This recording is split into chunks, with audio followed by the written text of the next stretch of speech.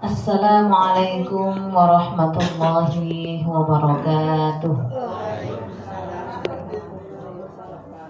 Alhamdulillah wassalatu wassalamu ala rasulillah Sayyidina wa maulana Muhammad ibn Abdillah wa ala alihi wa sahbihi wa mawalah. La hawla wa la quwwata illa billah ma ba'du. Wonten pangarsanipun para alim, para ulama, para sepuh ini sepuh ingkang sangat kita mulyakaken dinangkung kagem panjenenganipun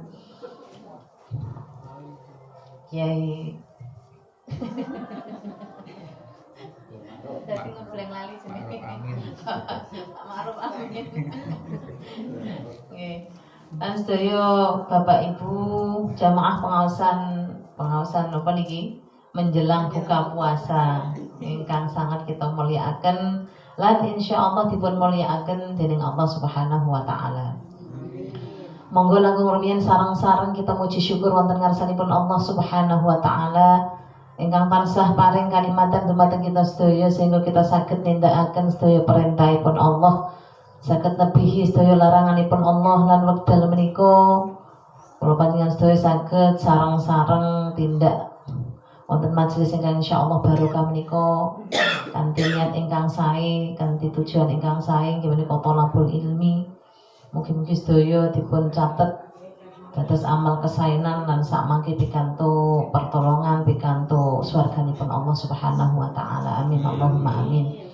Shalawat wa salam mugi-mugi katetepaken dumateng junjungan kita Nabiullah Muhammad sallallahu alaihi wasallam ingkang tansah kita dhereki ajaran-ajaranipun inggih menika ajaran Islam. Mugi-mugi kanthi nderek maring ajaranipun Kanjeng Nabi kula lan panjenengan sedaya sakmangke pikantuk syafaat lan ugi pertolonganipun wonten dinten kiamat. Amin Allahumma amin.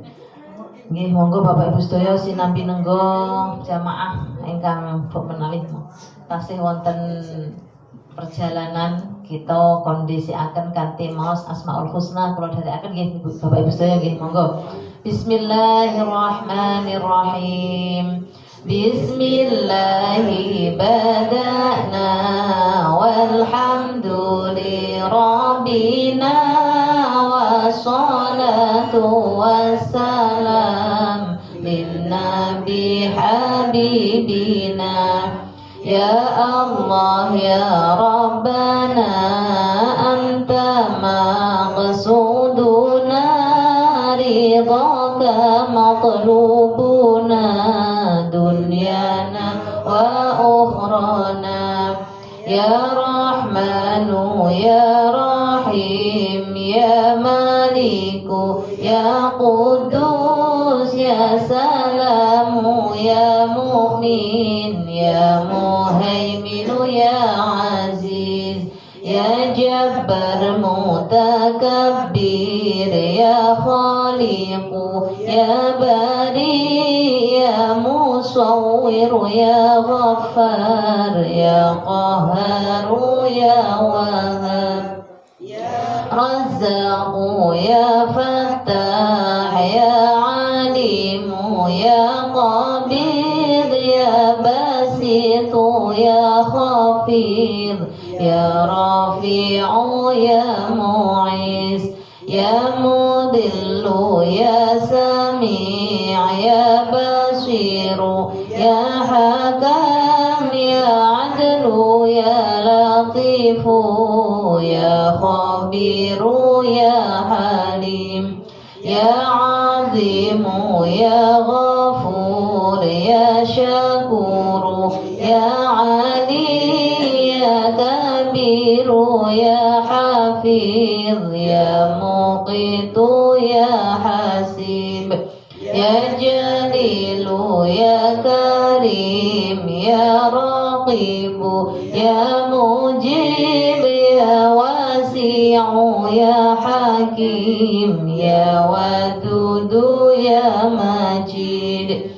ya Ba'ithu ya Syahid ya Haqu ya Wakilu ya Qawiyu ya Matin ya Waliyu ya Hamid ya محصي يا مبدئ يا معيد يا محيي يا مميت يا حي يا قيوم يا واجد يا مجيد يا وحيد يا أحد يا صمد يا قادر يا مقتدر يا مقدم يا مؤخر يا أول يا أخير يا ظاهر يا باطن يا ولي متعالي يا بر يا تواب يا منتقم يا عفو يا رؤوف يا مالك مالك الملك ذا الجلال والإكرام يا مقسط يا جميع يا غني يا مغني يا مانع يا ضر يا نافع يا نور يا هادي يا بديع يا باقي يا وارث يا راشد يا صبور عز ذكره بأسمائك الحسنى اغفر لنا ذنوبنا ولوالدينا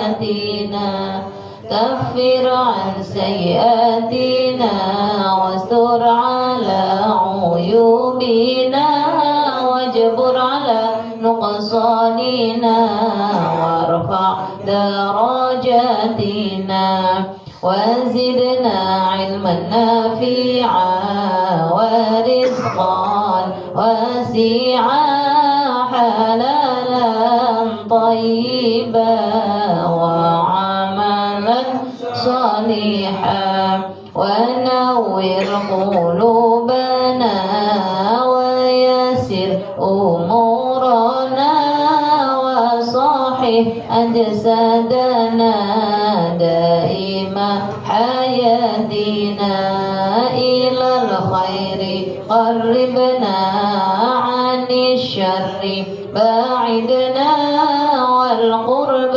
رجاؤنا أخيرا نلنا المنى بلغ مقاصدنا واقضي حوائجنا والحمد لإلهنا الذي هدانا صل وسلم على طه خليل الرحمن وآله وصحبه إلى آخر الزمان. الفاتحة. أعوذ بالله من الشيطان الرجيم. بسم الله الرحمن الرحيم. الحمد لله رب العالمين الرحمن الرحيم مالك يوم الدين إياك نعبد وإياك نستعين اهدنا الصراط المستقيم صراط الذين أنعمت عليهم غير المغضوب عليهم ولا الضالين. Amin. Nggih matur nuwun sanget nggih kagem Bapak Kyai Ma'ruf ingkang sampun nimbali kawula saged sowan wonten ngarsanipun panjenengan sedaya wonten sonten menika estu nggih mugi-mugi ndadosaken pepanggihan ingkang beto manfaat, beto maslahah nggih. Kados ingkang sampun pun ngendikaaken kala wau, pramila monggo sak mangke mbok menawi panjenengan ngersakaken nggih pengetahuan atau pangertosan berkaitan dengan ibadahnya perempuan atau yang sering kita sebut dengan fikih perempuan nggih, fikhun nisa. Sejatosipun fikih menika kathah nggih pembagian-pembagiane. Nanging kagem perempuan itu ada pengalaman berbeda. Ada ketentuan-ketentuan yang berbeda dengan laki-laki. Utaminipun kalau berkaitan dengan fikih perempuan itu berkaitan dengan reproduksi, ya, berkaitan dengan sesuatu yang menjadi kodrat atau fitrahnya perempuan. Kados nopo niku pun ngendikaken kados haid, ya. Sebab laki-laki nggak ngalami haid. Yang ngalami haid niku nggih perempuan. Selain haid, reproduksi perempuan itu berkaitan juga dengan kehamilan, nggih. Jadi haid, hamil, melahirkan dan menyusui. Ini yang membedakan tata cara ibadah perempuan dengan laki-laki. Sebab reproduksinya laki-laki itu benten ya kali ibu-ibu.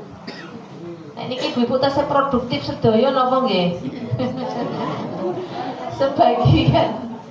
Nggih, kok mulai mangke kagem putra-putrinipun nggih, menawi enten perkawis utawi persoalan ingkang pengen dimangertosi babagan piye to carane mengetahui bahwa seorang perempuan itu malah mengalami haid atau bukan. Nah niku kan sensitif nggih, dan masing-masing perempuan tuh beda-beda nanti pengalamannya.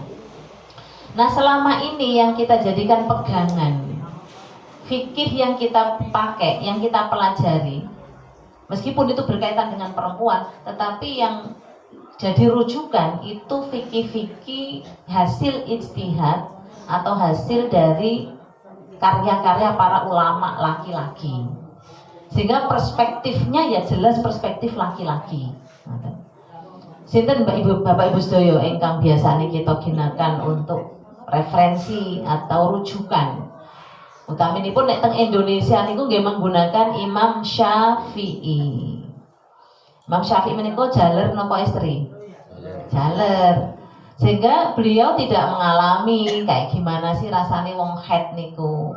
Ndak mengalami kaya ngopo to rasane wong hamil niku. Ndak mengalami piye to rasane melahirkan, ndak mengalami.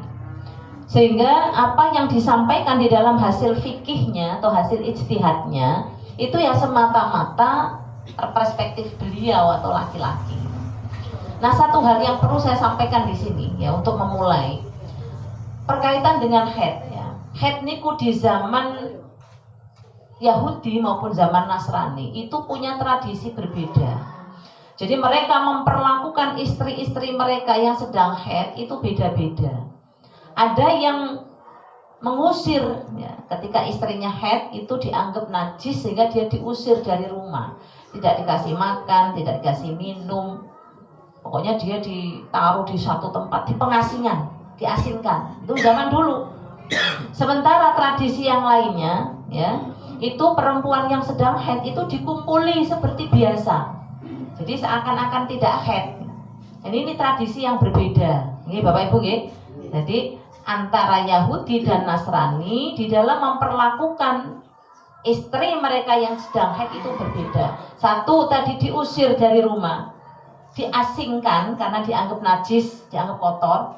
Yang kedua tradisinya tidak diusir, tapi dikumpuli, seakan-akan tidak mengalami haid. Nah ini yang menjadikan para sahabat menika penasaran, niki sing bener sing ngendi. Ketika Islam mulai diajarkan oleh Rasulullah SAW, para sahabat bertanya kepada Rasulullah, ya Rasulullah sejatosipun engkang leres niku engkang pundi to? Apakah istri kita ketika haid itu kita ungsikan, kita asingkan, tidak kita kasih makan, tidak kita kasih minum, atau tetap kita kumpuli seperti biasanya, seperti tradisinya Yahudi dan Nasrani? Lajeng Kanjeng Nabi wekdal niku nggih dereng saged jawab, sebab menapa ingkang pun sampaikan Kanjeng Nabi niku semata-mata nunggu wahyu, nggih. Niku dipun ngendikaaken teng Al-Qur'an, wa ma yantiqu 'anil hawa in huwa illa wahyu yuha. Sak temene napa ingkang pun sampaikan Kanjeng Nabi menika mboten berangkat saking nurani piyambak, mboten berasal dari hati atau dari nafsunya Nabi, mboten. In huwa illa wahyu yuha, tapi napa ingkang pun sampaikan Kanjeng Nabi semata-mata wahyu saking Gusti Allah. Niku menunjukkan bahwa Kanjeng Nabi niku estu rasul, estu nabi. Sehingga apapun yang dari Nabi itu menjadi teladan. Bahkan nggih nuwun sewu awake dhewe niki siam, awake dhewe nglakoni salat, nglakoni napa kemawon niku nggih nyonto maring Kanjeng Nabi, lan insya Allah leres ngoten niku. Begitu tidak selang lama turun ayat menjawab kegelisahan para sahabat terkait dengan haid niku. Nah, itu satu-satunya ayat yang berkaitan dengan haid niku ya niku ayatnya. Napa? Wa yas'alunaka 'anil mahir. Qul huwa adza fa'tazilun nisaa fil mahir wala taqrabuhunna hatta yadhurna fa idza tatahharna fa'tuhunna min haitsu amarakumullah innallaha yuhibbut tawwabina wa yuhibbul mutatahhirin. Wa yas'alunaka niku para sahabat bertanya. Jadi nek enten ayat kok dimulai saking yas'alunaka niku menandakan asbabun nuzul. Karena yas'alunaka niku artosipun bertanya. Mereka bertanya, para sahabat bertanya. Anil mahid, mereka bertanya tentang bagaimana sih perempuan yang haid itu atau darah haid itu apa? Qul, katakan Muhammad, huwa yang dimaksud dengan darah haid itu adza. Dengan lagi maos Al-Qur'an nggih Bapak Ibu nggih. Nate kepanggih ayat itu nggih. Wa yas'alunaka 'anil mahid qul huwa adza, katakan Muhammad bahwa haid itu adza. Nah, adza niku dipun tafsiri dengan dua penafsiran. Niki sik menyebabkan perbedaan perlakuan, perbedaan penafsiran ini yang kadang-kadang bias ngoten. Kalau selama ini yang digunakan hanya satu penafsiran. Napa Bapak Ibu sedaya? Yang pertama al-adza niku ditafsiri dengan sesuatu yang mendatangkan rasa sakit.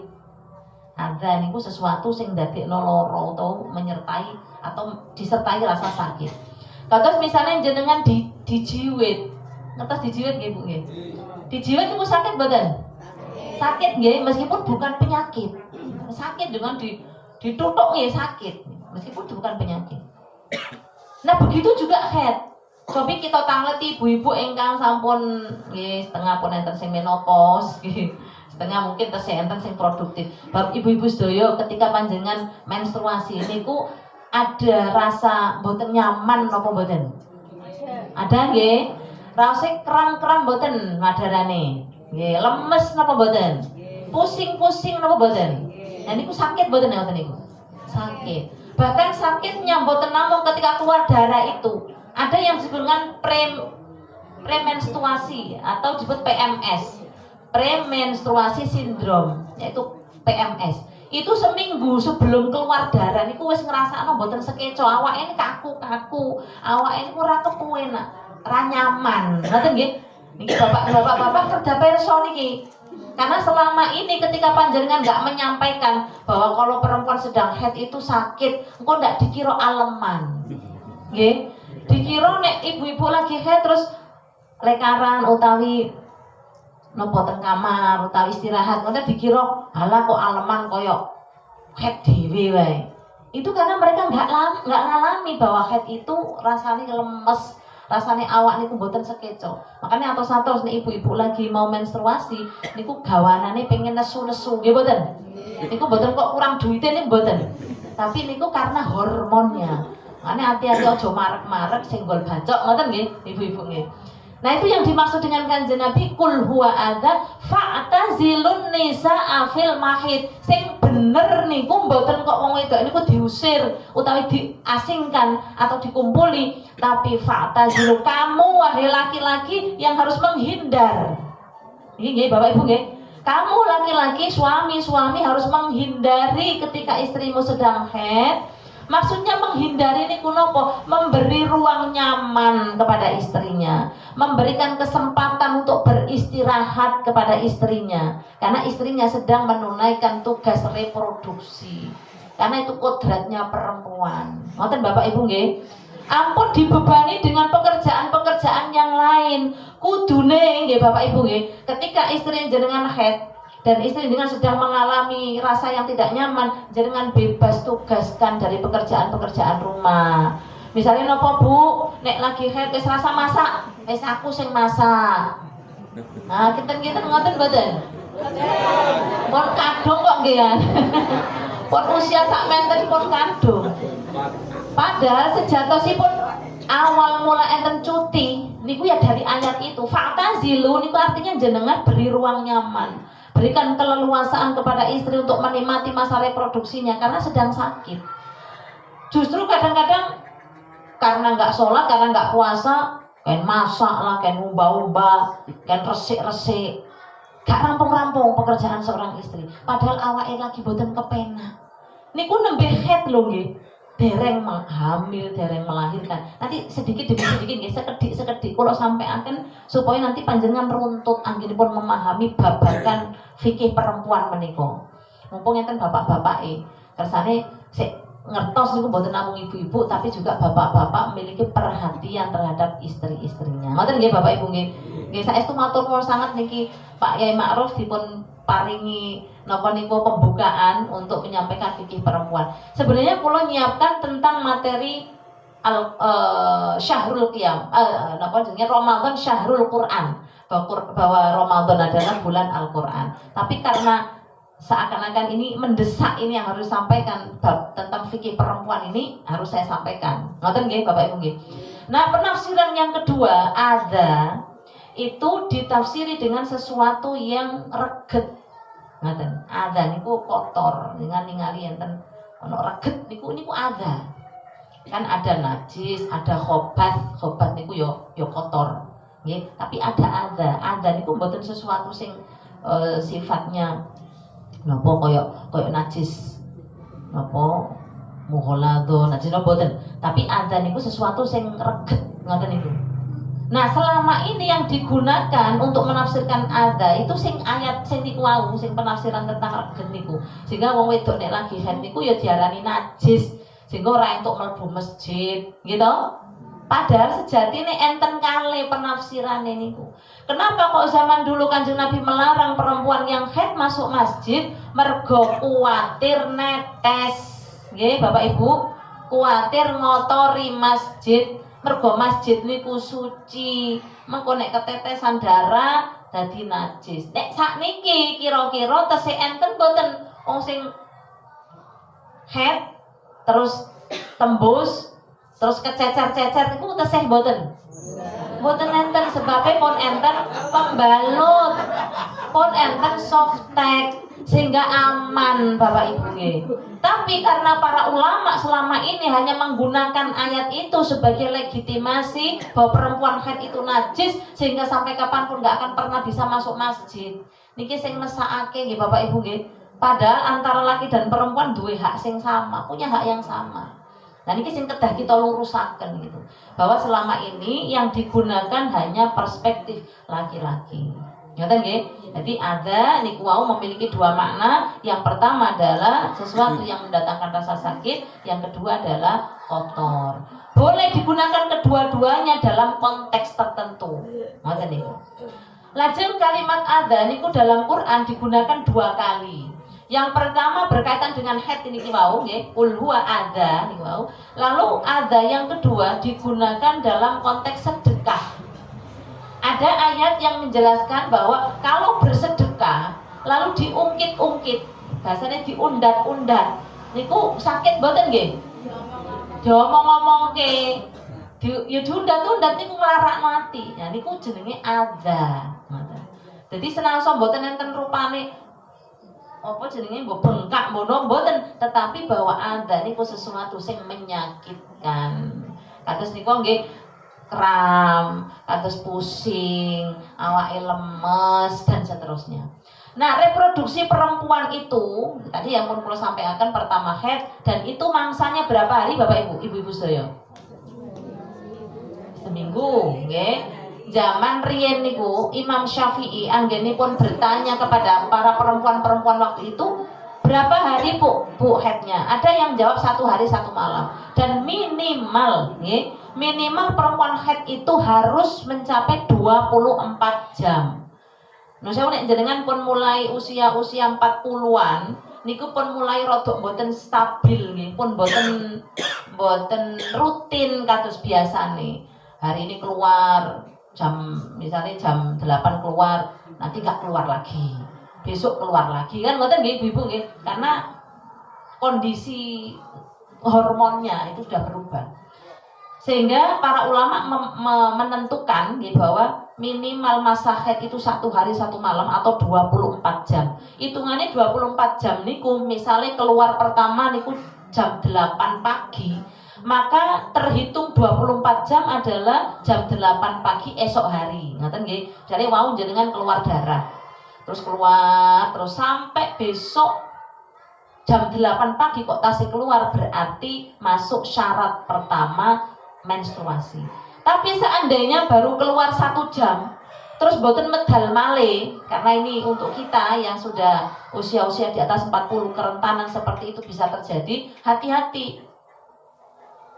Nek tidak mencapai 24 jam berarti bukan haid. Nah, ketika keluar darah seperti itu biasanya otomatis gak sholat, nggih. Otomatis kita meninggalkan sholat. Niku ditunggu dulu. Nek seandainya keluarnya sampai mencapai besok pagi jam 8, oh berarti ki haid. Sehingga sholatnya nggak perlu diqadha. Nah niki kathah sangat orang bertanya ngene kula niku. Bu katanya perempuan haid niku ngodok sholat. Nah niki salah paham.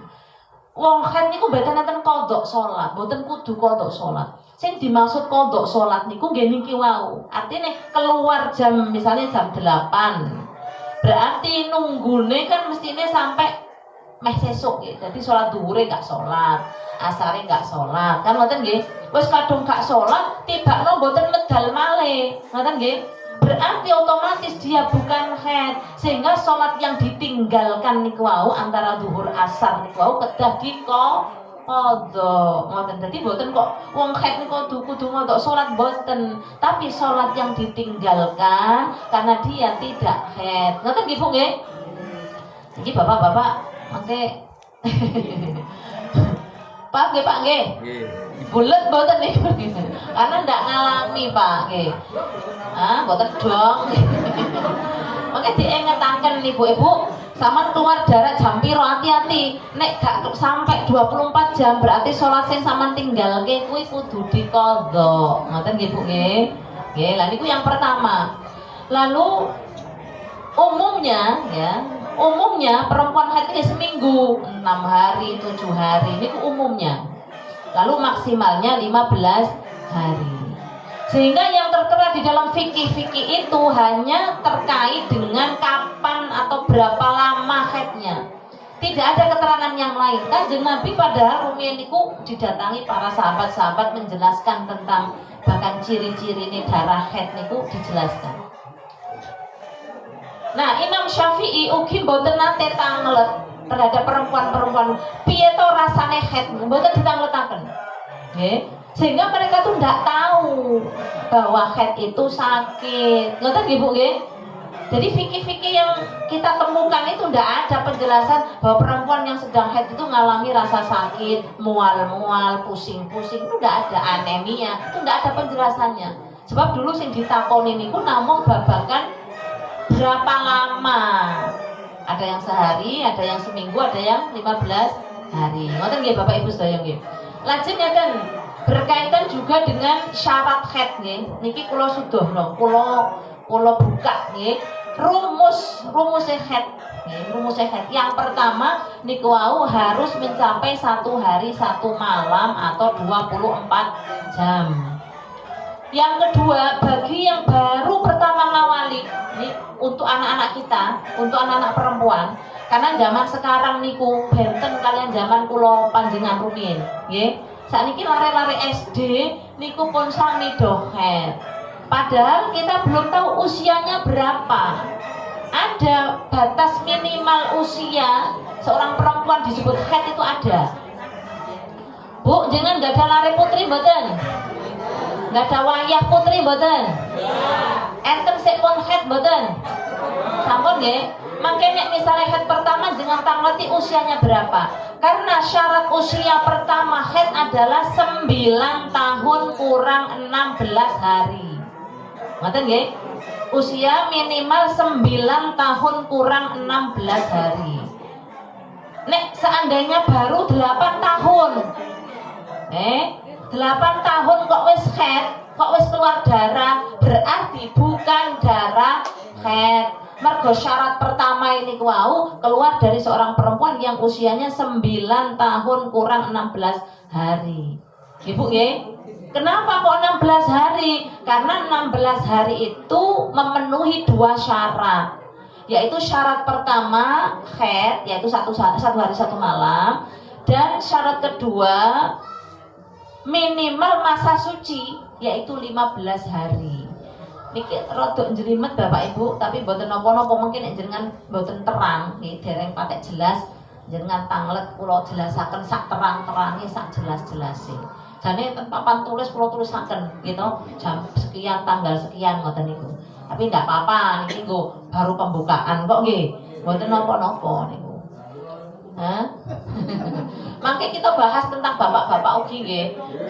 Karena itu tadi kita ini nggak sama gitu. Nek bapak-bapak itu penak. Reproduksinya itu cuma satu, nggih. Napa? Napa, Bu? Napa? Reproduksinya laki-laki niku napa? Nek perempuan tadi kan haid, hamil, melahirkan, menyusui, dan itu sakit semua. Sakit Bapak Ibu. Oh tadi haid niku kan minimal sehari, seminggu, setidaknya seminggu niku mereka mengalami rasa sakit. Nggih. Lajeng hamil itu berapa bulan? 9 bulan. Sakit boten? Sakit Pak, nggih. Sakit 9 bulan mengalami rasa sakit. Kadang-kadang nek lagi ngidam, nek kok makan nggak bisa makan, muntah. Kadang-kadang ada yang sampai bed rest, gitu. Niku saking payahnya perempuan haid itu. Nek kita sebagai laki-laki, panjenengan sebagai laki-laki nggak memperhatikan kondisi istrinya, alangkah tidak adilnya, alangkah tidak baiknya sebagai laki-laki. Ngoten nggih Bapak Ibu nggih. Lajeng melahirkan sakit apa mboten Bu? Sakit karena taruhane nyawa, Pak. Nggih. Orang itu kalau melahirkan nek ngetepaki ya alhamdulillah selamat, nek mboten kathah kasus-kasus ibu-ibu melahirkan kemudian meninggal. Kula kathah rencang-rencang yang seperti itu. Lalu menyusui berapa lama? 2 tahun kalau yang menginginkan sempurna, gitu. Menyusui juga begitu, rasanya sakit boten? Wah sakit, kadang-kadang sampai meh putul gitu nggih. Saestu niki saestu Bapak Ibu, sampai berdarah, sampai bernanah. Sementara yang laki-laki, coba kita tanglet nggih.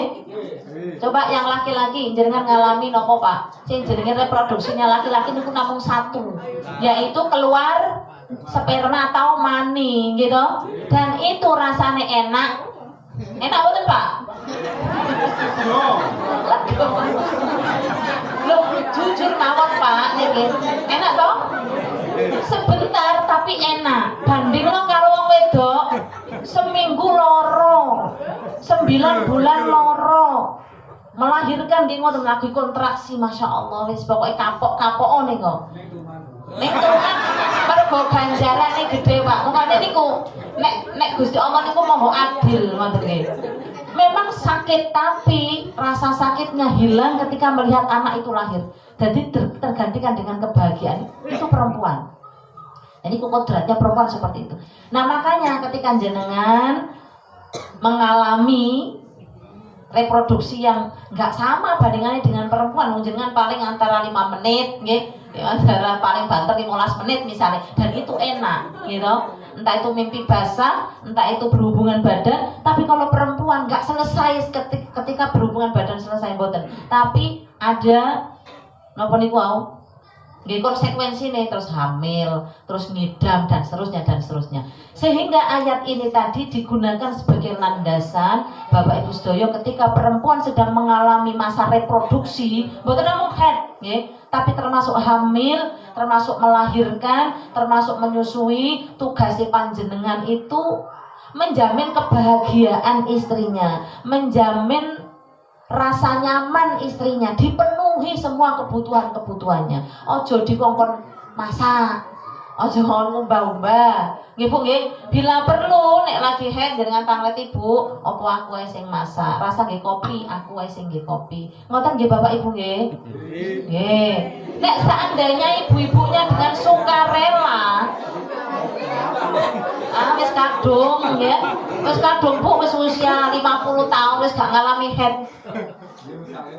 Saking nggih Pak nggih. Lah niku lho keadilane Gusti Allah niku ngoten niku. Mulane kita memberi pengertian kepada bapak-bapak kalau ibu-ibu sedang keadaannya lagi nggak enak, yang jenengan yang ambil alih tugasnya. Pak, selama ini kasihan ibu-ibu itu. Wis masak, wis nyuci, wis macem-macem. Kadang cek ngeterke anake sekolah, jumpuk sekolah. Kadang-kadang ente perempuan wali yo sik ibu-ibu. Kadang-kadang mangkat pengawasan di ibu-ibu. Kula niku juarang manggihi pengajian bapak ibu ngeten niku juarang. Niki didelok jumlahe mawon kalah bapak-bapak niku. Jadi bapak ibu-ibu niku masya Allah tugasnya niku luar biasa. Sehingga panjenengan kedah memberikan rasa hormat kepada istrinya, memberikan ya nek iso ngeki hadiah-hadiah. Ngoten Pak nggih. Bu pengen nopo tak tumbaske. Ngoten nggih. Seneng. Nah, ingkang nomor kali Bapak Ibu nggih niki terkait dengan menyusui tadi ya. Enggak apa-apa, ini vulgar mboten napa-napa, mang bab fikih niku konten niku. Gitu. Bab menyusui selama ini koyok-koyok sing tugas menyusui niku sinten? Ibu. Padahal nek tenggene hadis-hadis niku sing tugas menyusui niku bapak-bapak. Lah kaget mesti jenengan. Lho kok iso wong sing disusu ibu-ibu kok. Maksudipun nggih Bapak Ibu, jenengan pirsa riyen Kanjeng Nabi niku sik nyusoni sinten? Kalimatus Sa'diyah, gitu. Termasuk Nabi Musa niku sik nyusoni sinten? Sinten Bu? Mboten Asia nggih. Asia kan ibu pupone, gitu. Enten ingkang asmanipun Masyitoh, gitu. Masyitoh niku diken nyusoni Nabi Isa kok, Nabi Musa, gitu. Jadi sejatosipun sing tugas nyusoni niku ate bapak-bapak. Nah, zaman sakniki sing dimaksud nyusoni niku ketika ibu-ibu, gitu, pun kan enten sakniki dipamping nggih Bu nggih. Dadi jenengan niku nggih maringi susu ning ngene anake lewat sakniki mboten kudu lewat langsung. Nusoni ku iso lewat dot. Nggih Bu nggih Pak nggih. Lewat dot niku saged ngoten. Jadi tugas menyusui niku sejatosipun adalah bapak-bapak.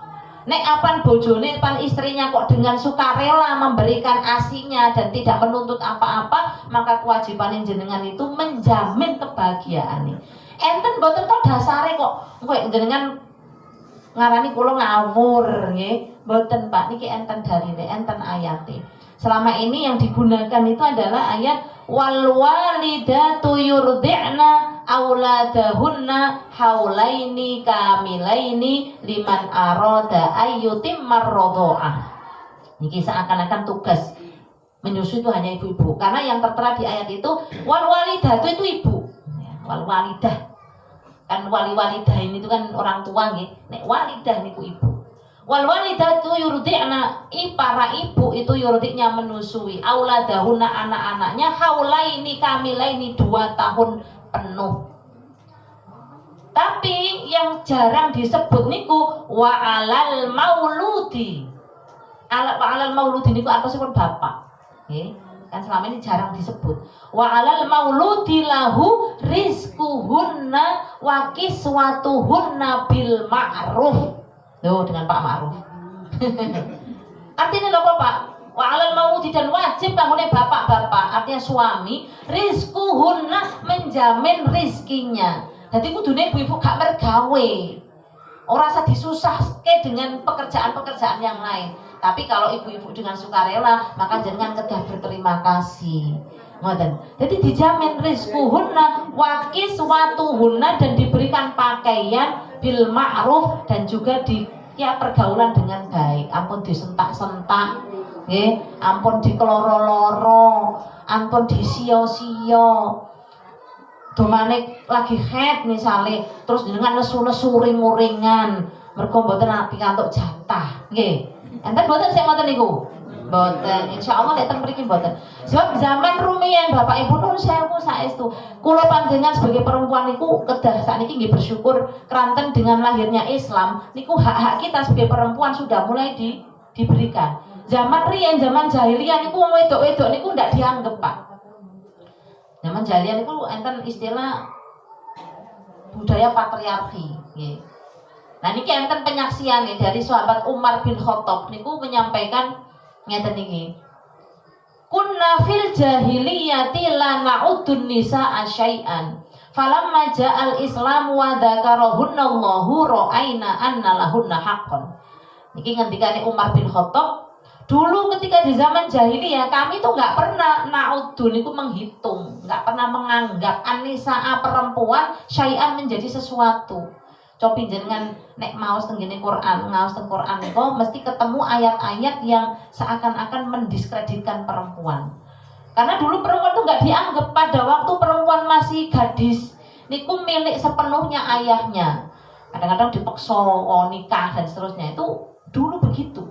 Ketika sudah menikah maka menjadi milik sepenuhnya suaminya. Sehingga kadang-kadang wong wedok atau istrinya harus dipaksa kudu taat maring bojone. Kok nek gak taat dilaknat malaikat. Ngoten nggih Bu nggih biasane nggih. Niki kudu diluruskan saestu. Niku budaya jahiliyah. Nggih. Nek sakniki kados napa lah nanti? Falamma ja'al Islamu, ketika Islam datang, wa dzakarahunallahu, lalu Allah sebutkan perempuan di dalam Al-Qur'an, ra'aina, baru kami menyadari, baru kami mengetahui annalahunna haqqan, bahwa ternyata perempuan juga punya hak. Hak untuk dihormati, hak untuk hidup. Karena dulu perempuan itu ketika lahir dinapak-napak, dikubur hidup. Enten nggih teng Quran nggih, Bapak Ibu nggih.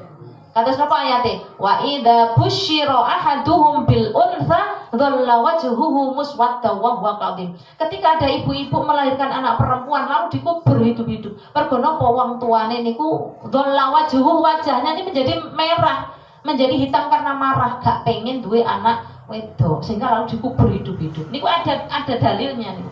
Ada buktinya. Lajeng tengene ayat kelintunipun wa idzal mau'udatu su'ilat bi ayyi dzambin qutilat. Enten mboten ayate? Enten mboten Pak Ibu?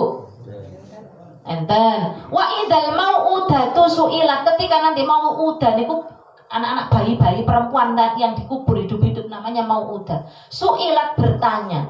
Benjing ketika mereka pada saat lahir kok dikubur, itu nanti di akhirat mereka bangun bertanya, bi ayyi dzambin qutilat, atas dosa apa kok kami dulu dibunuh. Ngoten niku Bapak Ibu sedaya. Jadi budaya jahiliyah niku wong wedok niku tidak dihargai sama sekali, tidak dianggap sama sekali. Tapi ketika Islam datang, lalu Allah sebutkan kalimat perempuan di dalam Al-Qur'an, baru mereka itu menyadari bahwa ternyata perempuan juga punya hak untuk hidup. Sehingga ketika Nabi mengajarkan Islam, tidak ada lagi kasus perempuan lahir dikubur hidup-hidup lalu dibiarkan hidup. Ngoten nggih Bapak Ibu nggih? Niku zaman riyen ngoten niku. Nah, Ummu Salamah niku garwanipun Kanjeng Nabi. Niku nate protes nggih, protes kali Kanjeng Nabi sebab tidak pernah mendengar ada ayat yang menyebut perempuan dalam Quran. Sehingga Ummu Salamah tanglet maring Kanjeng Nabi, ya Rasulullah, kok saya nggak pernah mendengar ada perempuan disebut dalam Al-Qur'an. Kok sing disebut selama niki niku namung laki-laki. Kanjeng Nabi ugi mboten saged jawab sebab mboten enten ayat sing turun, dereng enten ayat turun tentang perempuan. Nah, waktu niku Ummu Salamah rada kecewa karena merasa kok wong wedok iki ora enggak diakomodir ngoten nggih teng Quran. Nah, pada suatu waktu saat itu si Ummu Salamah sedang menyisir rambutnya di balik kan napa masjid tenggene mriku niku berdekatan dengan bilik niku kamar ngoten nggih, bilike Ummu Salamah. Ummu Salamah sedang menyisir rambutnya mendengar ada ayat tentang perempuan disebut. Jadi terus diturunkan Bapak Ibu. Dari mulai Ummu Salamah protes niku wau, lajeng dipun turunkan ayat, bunyi ayatnya ngeten iki. Innal muslimina wal muslimat wal mu'minina wal mu'minat wal qanitina wal qanitat was shadiqina was shadiqat wal khashi'ina wal khashi'at wal mutasaddiqina wal mutasaddiqat was shaimina was shaimat wal hafidina furujahum wal hafidhat wadzakirina Allaha wadzakirati a'addallahu lahum maghfiratan wa ajran 'azima. Niki ayat yang pertama kali menyebutkan bahwa perempuan sudah disebut di dalam Al-Qur'an. Ngoten nggih Bapak Ibu nggih. Jadi Islam datang nih membawa perubahan yang luar biasa terhadap perempuan. Niki sekedhik-sekedhik rumiyin mau mboten napa-napa nggih Bapak Ibu nggih. Karena niku wau sing penting bapak-bapak memiliki kesadaran bahwa ternyata perempuan kalau sedang mengalami masa reproduksi, baik itu haid, baik itu hamil, melahirkan, menyusui, itu perlu waktu yang leluasa, perlu Bapak Ibu, masa yang nyaman gitu ya untuk menikmatinya. Jangan lalu dibebani dengan hal-hal yang bukan tugasnya. Pergo tugasnya wong wedok niku mboten masak nggih Pak nggih. Masak niku tugasnya wong loro. Nek selama ini ibu-ibu sudah dengan sukarela memasakkan jenengan, jenengan kudu bersyukur, kedah berterima kasih, ampun protes mawon nggih. Nek jenengan saged damel kopi piyambak, alangkah baiknya jenengan damel piyambak. Wong sing kersa jenengan, sing ngertos rasane pasir niku jenengan, mengke garwane dilokke, kok kurang manis, kok kurang ini, kurang ini. Nek pengen yo gawe dhewe, ngono nggih Pak nggih. Niki lho nggih mumpung niku wau kaya nyampe ning bab fikih kok. Nggih kula sampeaken niki sing real ngeten niki. Nek selama ini kok gak pernah krungu ono nyampekno seperti itu, mergo sing nyampekno ustaz, gitu. Kan kepentingane ustaz niku yo piye carane napa jenenge mengeksploitasi ibu-ibu. Nek iso aja disampekno ngono iku ndak kok kepenakan ibuke kan wonten. Lah gandeng kula ibu-ibu nggih, kula yo ngalami niki kedah kula buka supaya sami-sami perso, sebab agama niku ngoten niku, tidak ada membeda-bedakan antara laki dan perempuan. Niku namun budaya patriarki, budaya jahiliyah. Tapi ketika Islam datang sudah tidak ada lagi yang begitu, dihapus. Okay? Ketidakadilan terhadap perempuan sudah dihapus. Saat ini sama. Dadosipun antara bapak-bapak dan ibu, antara laki dan perempuan itu sama-sama punya potensi menjadi orang baik atau tidak baik. Wong elek, wong apik niku bukan karena jenis kelaminnya, nggih Pak nggih, tapi karena ya perilakunya piyambak. Nah kadang-kadang nuwun sewu, kalau kita menemukan misalnya tentang berita-berita nih kok ada pelecehan terhadap perempuan, ada kekerasan terhadap perempuan, niku sing disalah-salahke niku mesti sing wedok. Nggih mboten?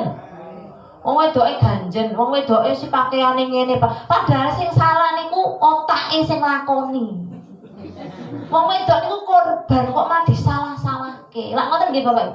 Senajan wong wedoke pun pakai pakaian tertutup, nek apa sing lanang niku otake memang pun kotor, pun rusak, ya tetep mawon. Sehingga sing ngarai salah atau bukannya itu bukan dari jenis kelaminnya, tetapi ya karena pengetahuannya. Insya Allah nek teng mriki mboten enten sing seperti itu nggih Bapak Ibu nggih. Insya Allah. Aman, insya Allah kula titipaken teng bapak-bapak. Nggih. Mungkin nek enten sing ngalami kekerasan mungkin jangan lapor teng Komnas Perempuan. Ngoten nggih. Karena dilindungi niku. Nah, ada satu kisah Bapak Ibu sedaya, nggih. Niki juga kedah kula sampaikan di penghujung waktu ini. Karena nggak mungkin menyampaikan fikih perempuan dalam 1 jam, itu nggak mungkin Bapak Ibu. Wes nggak mungkin belas niku. Kudu ada kelanjutannya. Coba ada satu kasus. Ini untuk memperkuat bahwa zaman dulu tuh perempuan hanya dianggap sebagai makhluk biologis. Jadi wong wedok-wedok niku namung disawang bahwa dia itu cantik. Dia hanya sebagai biologis niku ya sebagai yang memuaskan. Ngoten niku, sing dianggap sing ayu. Ngoten nggih Pak nggih biasane nggih. Yang wedok niku kan ayu. Jadi seakan-akan wong wedok sing elek niku gak sempurna dadi wong wedok. Gak sempurna kemanusiaannya. Niku sing bahaya. Karena zaman riyen ada kisahnya Khawlah, apa nggih? Kisahnya Khawlah dengan Aus bin Somit. Yang itu diabadikan kisahnya di dalam surat Al-Mujadilah. Makin jangan buka ayat Mujadilah ayat 1 sampai ayat 4 yang menceritakan tentang bagaimana dulu perempuan itu diperlakukan. Jadi Khawlah niku semasa beliau gadis itu cantik sekali. Dia diinginkan banyak sahabat-sahabat untuk dipersunting menjadi istrinya. Tetapi Khawlah memilih Aus bin Somit sebagai suaminya. Pada waktu itu Khawlah sedang haid Bapak Ibu. Yang zaman rumiyin nggih Bapak Ibu nggih. Karena nun sewu nggih, poligami. Istilahnya wong lanang niku ngersakake duwe bojo pinten-pinten ku ndak terbatas rumiyin sadurunge Islam datang. Jadi nek sakniki enten poligami dibatasi 4 niku sudah perubahan luar biasa. Riyen niku sak pingine, ndak terbatas. Jadi ketika istrinya haid dia bisa beralih ke perempuan-perempuan yang lain, bahkan disebut dengan milkul yamin. Milkul yamin budak-budak, ngoten nggih Pak nggih. Kan enten nggih kisah-kisahnya seperti itu. Nah, suatu ketika Khawlah niku sedang haid, nggih. Sami kados pada umumnya Aus bin Somit niku ya kecewa ngoten niku. Karena berarti tidak bisa dikumpuli ngoten niku. Lajeng Aus bin Somit tindakan kisah entah berperang atau berdagang ngoten niku. Dalam beberapa hari kemudian Aus bin Somit kundur mantuk melihat istrinya di rumah sedang sholat, Pak. Ya, jadi setelah beberapa hari kemudian dia pulang lalu melihat istrinya sholat. Sing ada di pikiran bapak ini kenapa? Yang ada di pikiran Aus bin Somit ketika melihat istrinya sedang sholat itu kenapa, Pak? Berarti sudah bisa dikumpuli. Karena itu yang dipikirkan laki-laki nek nyawang wong wedok niku meng niku, ngoten niku. Nah, seketika si Aus memaksa istrinya untuk berhubungan karena beberapa hari nggak ketemu. Sementara Khawlah karena baru selesai suci, dia sedang asik ibadah, dia nggak mau, Pak. Niki enten dalile, Pak nggih. Tengene surat apa mau? Al-Mujadilah ayat 1 sampai ayat sekawan. Nah, karena Aus bin Somit merasa kecewa, kemudian dia mendihar istrinya. Jenengan nate perso ada ketentuan tentang dihar, Pak. Tengene Al-Qur'an. Nanti mboten Pak mireng ada istilah dihar. Dereng nggih? Dereng. Dihar niku napa? Dihar niku ketika suami menyamakan punggung istrinya dengan punggung ibunya. Niku namanya dihar. Nah, Aus bin Somit niki wau karena dia kecewa dengan istrinya karena dia nggak mau berhubungan. Padahal si Khawlah niku nembih sholat. Bukan dia nggak mau, tapi dia pengen mbok mengko sithik gitu loh. Mbok nanti malam aja. Ojo saiki wong aku lagi sholat. Ngoten nggih Bapak Ibu. Dengan nek nyuwun iku ya kudu ngerti waktu, kudu ngerti kahanan. Ngoten lho nggih Pak nggih. Ampun. Nek ibu lagi sayang yo berarti ojo, ngoten lho. Jadi ibu itu boleh berkata tidak kalau lagi sayang, lagi capek, lagi sakit, ngoten niku. Tapi kemudian Aus mendihar istrinya. Dihar niku ketentuannya berarti batal nikahe. Berarti otomatis ditalak, ngoten Pak. Nggak halal, istrinya jadi nggak halal. Kenapa kok begitu? Karena menyamakan sesuatu yang halal, istrinya tadi kan halal dihubungi, disamakan dengan punggung ibunya yang haram, ngoten. Otomatis istrinya menjadi haram. Niku jenenge dihar. Nah, merasa seperti itu Khawlah nggak terima, Pak, karena anaknya masih kecil-kecil. Iki nek aku didihar karo bapak, nek anak-anakku mesti kelaparan. Nek melu aku gak duwe pekerjaan, mesti kelaparan anakku. Nek melu bapak mesti ditinggal rapi maneh, gak diurusi anak, ditelantarkan anake. Akhirnya nopo Khawlah tenggene Kanjeng Nabi matur protes tenggene Kanjeng Nabi. Ya Rasulullah, saya tidak terima dengan ketentuan dihar ini karena dihar ini tidak adil bagi perempuan, termasuk kanggo kula. Saya tadi didihar oleh suami saya dan saya menuntut untuk dihar ini dibatalkan. Ngoten Pak, zaman itu sudah ada perempuan yang seberani Khawlah menuntut tadi keadilan. Lajeng kata Kanjeng Nabi nopo? Loh, yo piye ya Khawlah? Memang nggak ada ayatnya. Selama ini baru itu ayatnya. Ya kamu nunggu dulu sampai ayat turun. Tapi Khawlah nggak terima, nggak mau saya. Pokoknya saya harus dapat jawaban. Nek jenengan nggak bisa memutuskan hukum ini, saya akan lapor ke Gusti Allah. Ngoten niku Pak.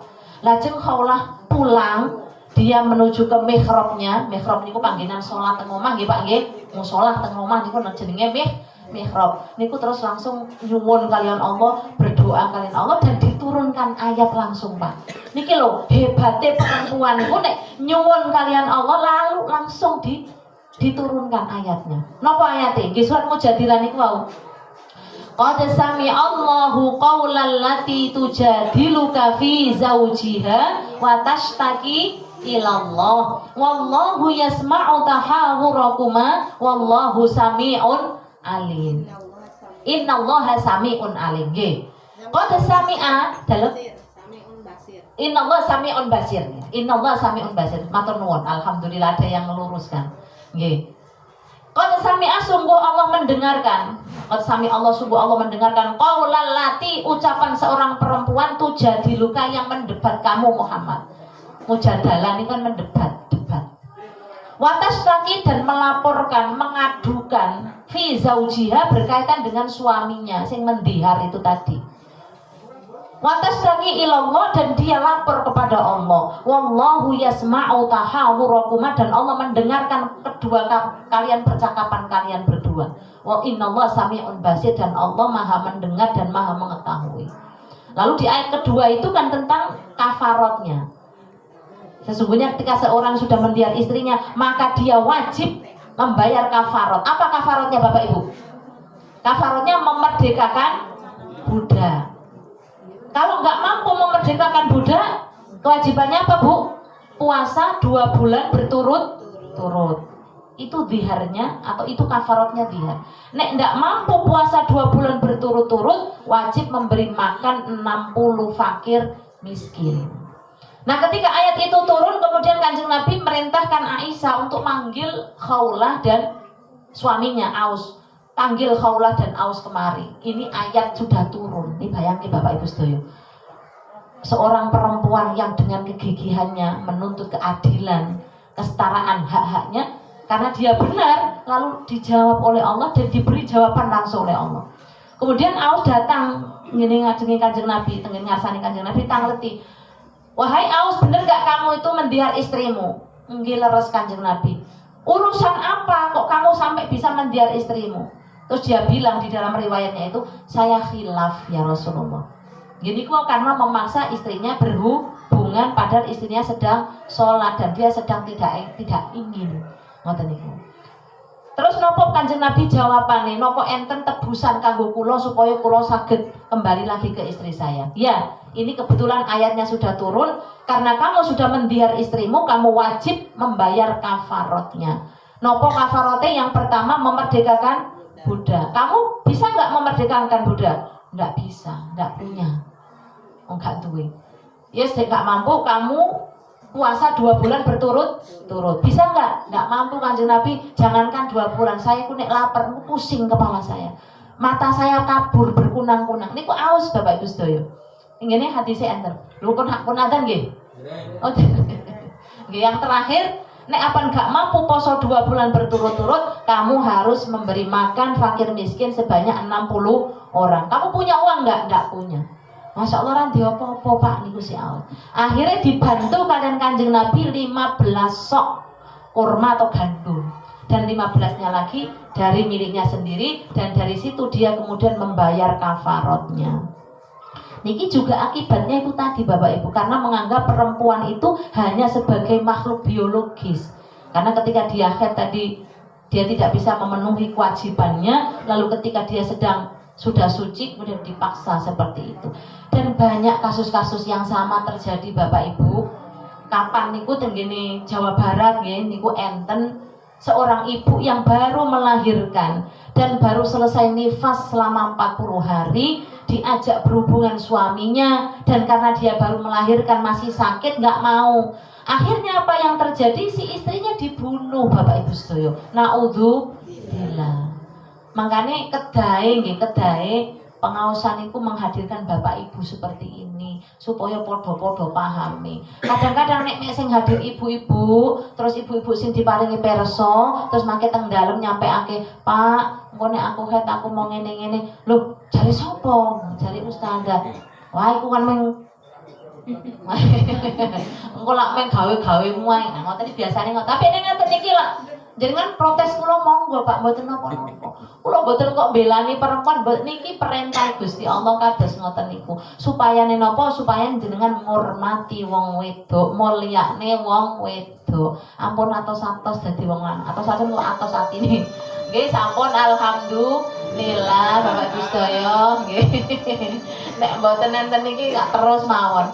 Monggo Bapak Ibu sedaya kula dherekaken kita pun pancene buka puasa, kita ndonga sareng-sareng monggo. Bismillahirrahmanirrahim. Allahumma laka sumtu wa bika amantu wa ala rizqika aftartu bi rahmatika ya arhamar rahimin. Allahumma barik lana fima razaqtana wa qina adzabannar. Nggih saking kawula estu menawi kathah lepatipun nyuwun pangapunten kang sakatha-kathahipun. Wabillahi taufiq wal hidayah. Wassalamualaikum warahmatullahi wabarakatuh.